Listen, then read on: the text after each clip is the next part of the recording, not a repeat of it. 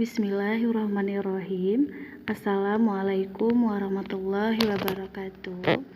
Hari ini karena pembelajaran matematika kita sudah habis, jadi kita lanjutkan ke materi tematik.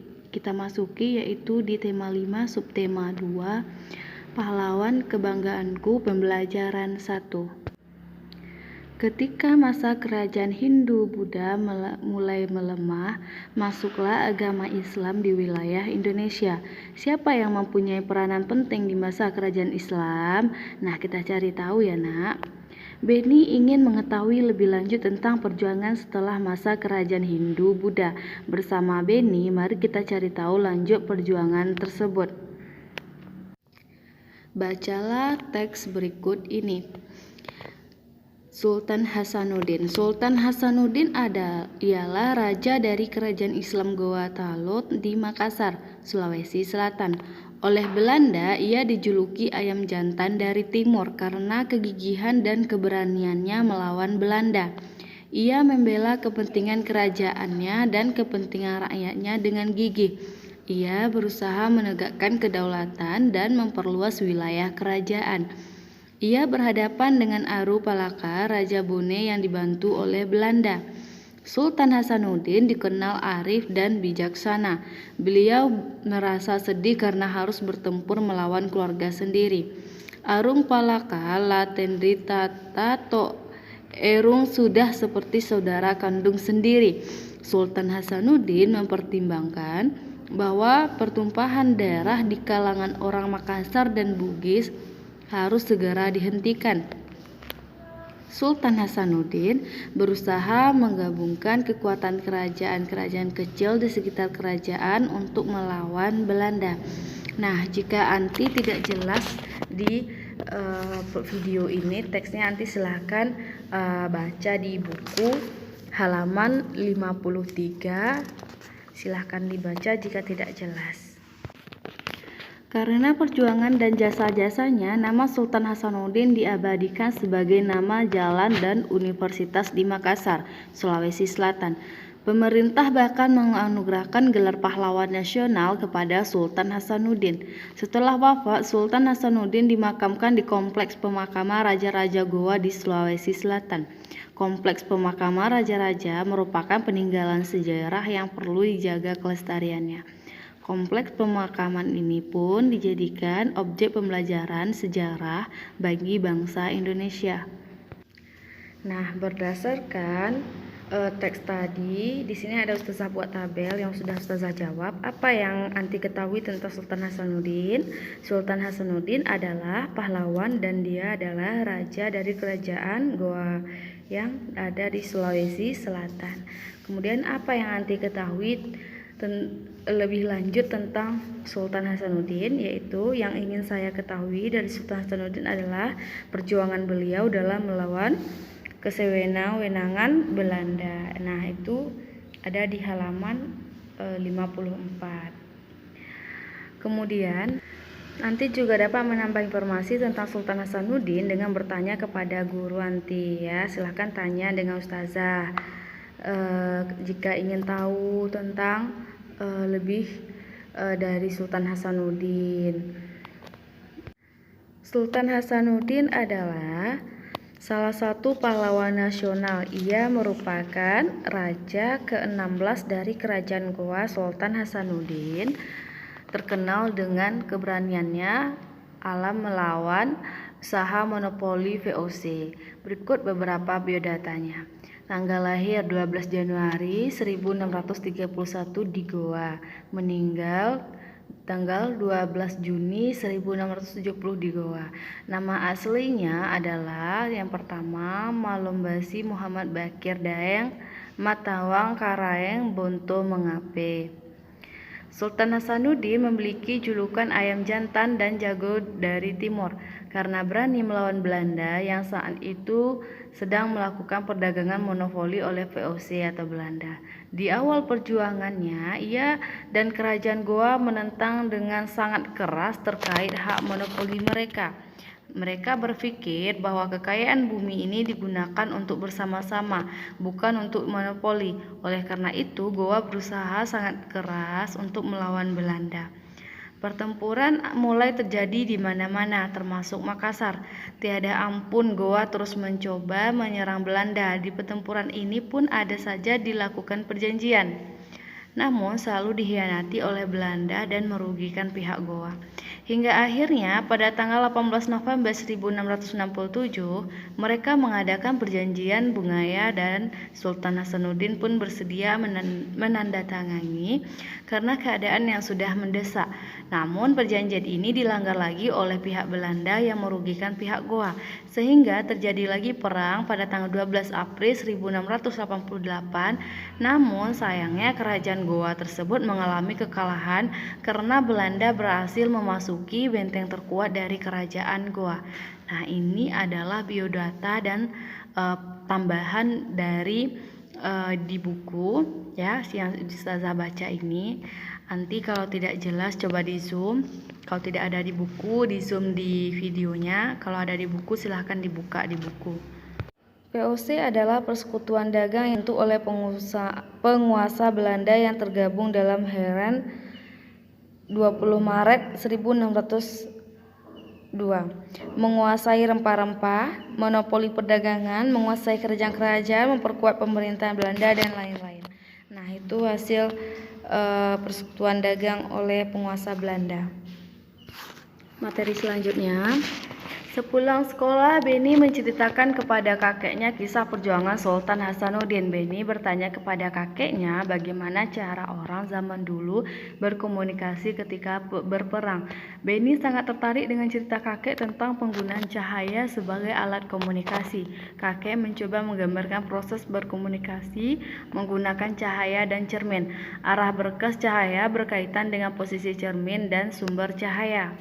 Amatilah gambar berikut ini, nanti akan mempraktikkan cara berkomunikasi dengan menggunakan cahaya dan cermin. Nah, karena kita belajar di rumah, nanti tidak perlu dipraktekkan, cukup nanti baca bukunya di halaman 56. Nah, untuk melakukan percobaan di halaman 56 itu skema pantulan sinar matahari pada cimerdatan. Nanti boleh kalau ada yang ingin mencoba boleh itu dibuka bukunya, ada percobaannya di halaman 57. Nah, di sini juga Ustazah buatkan, silahkan nanti baca. Nah, setelah kita melakukan percobaan tentu ada laporan kegiatan percobaannya. Nah, di sini udah Ustazah buat langsung, nanti silahkan disimak. Nama percobaannya yang tadi adalah percobaan pemantulan cahaya. Tujuannya apa? Yaitu membuktikan sifat cahaya dapat dipantulkan. Alat yang digunakan apa saja? Cermin, alat tulis, dan buku. Nah, itu contoh laporan kegiatan yang percobaan tadi ya. Kemudian langkah kerjanya itu kita buat. Nah, apa saja langkah kerjanya? Pada halaman 57 nanti silahkan buka. Kemudian kesimpulan. Kalau di buku kan kosong tuh, nih Ustazah buat langsung jawabannya. Kalau kesimpulannya dari percobaan membuktikan bahwa salah satu sifat cahaya itu cahaya dapat memantulkan, dapat membuktikan dengan kegiatan berkomunikasi menggunakan cahaya. Nah, untuk lebih mudah anti membacanya itu silahkan dibuka bukunya di tema 5 halaman 56, 57, 58. Nah, sangat menarik ya anak-anak Ustazah kita belajar perjuangan pahlawan ini, semoga dapat dipahami ya nak.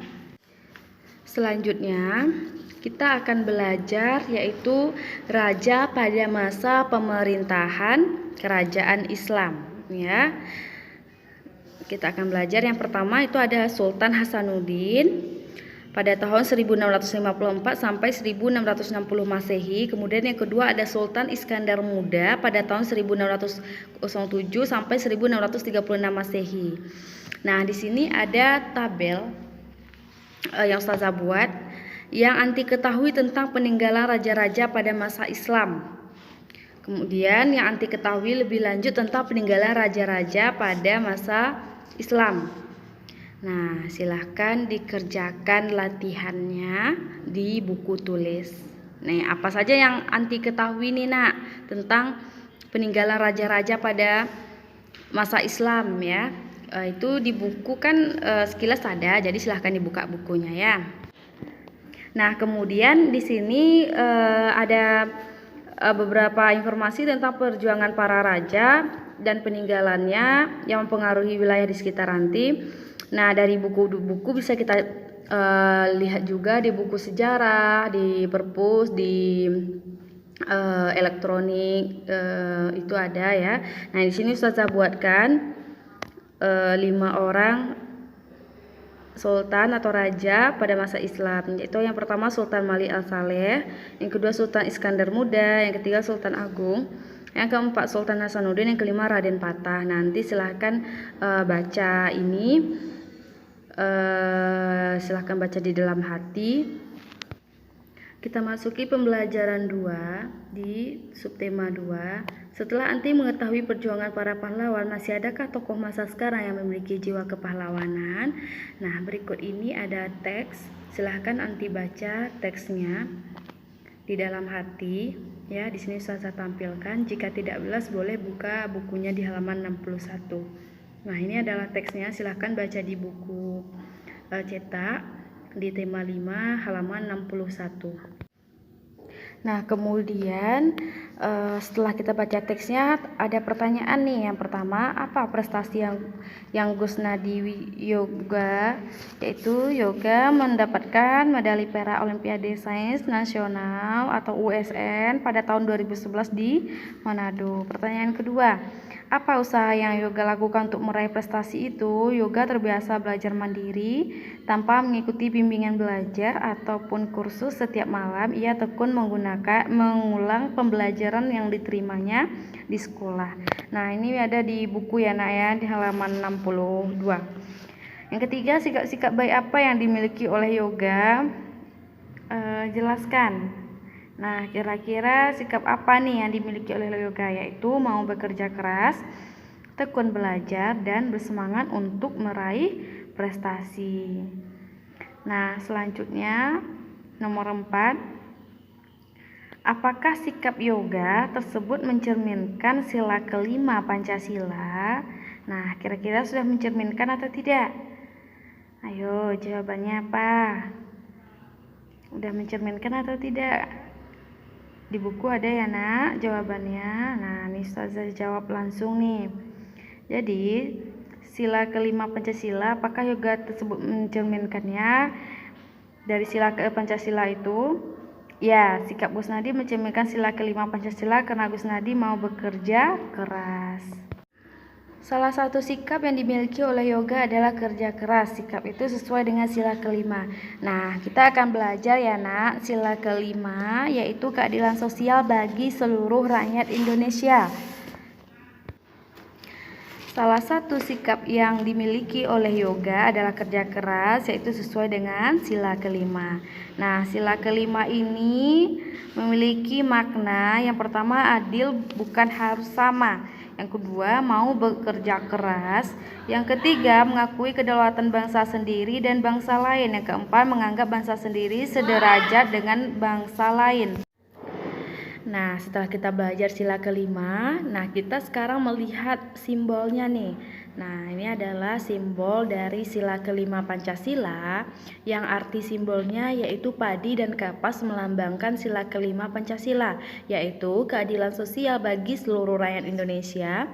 Padi dan kapas dapat mewakili sila kelima karena padi dan kapas merupakan kebutuhan dasar setiap manusia, yakni pangan dan sandang. Sebagai syarat utama untuk mencapai kemakmuran, hal ini sesuai dengan tujuan utama dari sila kelima. Di buku ada ya nak, silahkan Anti buka bukunya di tema 5. Hubungan simbol dengan maknanya. Padi dan kapas melambangkan kebutuhan dasar manusia. Padi melambangkan kebutuhan dasar untuk makanan pokok dan kapas kebutuhan dasar sandang. Sandang itu seperti pakaian ya nak. Lambang ini bertujuan memberikan kebutuhan dasar setiap bangsa Indonesia secara merata dan adil. Selanjutnya, sikap apa lagi yang sesuai dengan sila kelima Pancasila? Nah, ini tidak perlu diskusikan dengan teman ya. Ustazah jawab langsung ya nak. Sikap apa saja yang sesuai dengan sila kelima Pancasila, yaitu yang pertama, gemar bekerja bakti dan bergotong royong dengan penuh kekeluargaan. Yang kedua, bersikap adil dengan tidak pilih-pilih dalam berteman. Yang ketiga, tidak diskriminatif dan memperlakukan orang-orang sama tanpa memperdulikan latar belakang agama, suku, ras, golongan, dan sebagainya. Yang keempat, murah hati dalam menolong orang yang membutuhkan. Yang kelima, menghormati dan menghargai hak orang lain dengan cara menyeimbangkan pemenuhan hak diri dan kewajiban diri. Nah, kelima ini adalah sikap yang perlu kita teladani, sikap yang perlu kita praktikkan di kehidupan kita sehari-hari. Karena ini merupakan sila kelima Pancasila. Nah, nanti jangan melakukan penyimpangan di luar sikap ini. Baik, demikianlah pembelajaran tematik kita pada hari ini, yaitu di subtema 2, tema 5, pembelajaran 1 dan 2. Jika ada pertanyaan silahkan tanya ke Ustazah. Silahkan kerja latihannya di buku tulis.